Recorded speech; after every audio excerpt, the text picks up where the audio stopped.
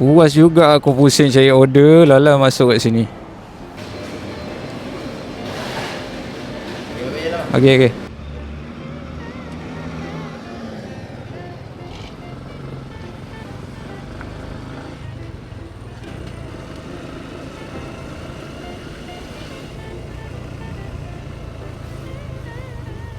Aku rasa macam food table kat bawah tu kot.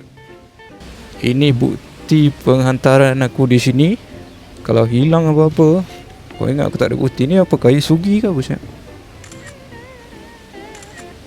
Rupanya ada penghuni kat sini. Mana bos? Mana tingkat 13 tu? Wih. Serius lah. Ni B6. B6 ni aku rasa blok B lah. Ni A lah ni.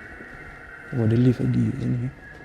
Ni baru ada tingkat 13. Tak tolong sangkut kat grill lah, terletak je atas lantai.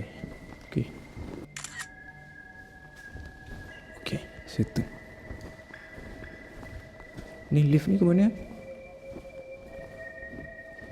Aku tak nak nanti kan sesat pula.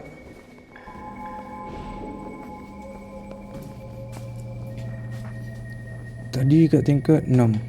Ni kalau malam-malam macam mana tu? Nampak macam mall yang dah tutup kan. Aku rasa kat atas tadi tu tak ada line kot. Dia tak boleh nak detect aku. Kat atas je, kat bawah ni pun tak ada line. Aku harap satu hari nanti aku dapat order sini hantar malam lah.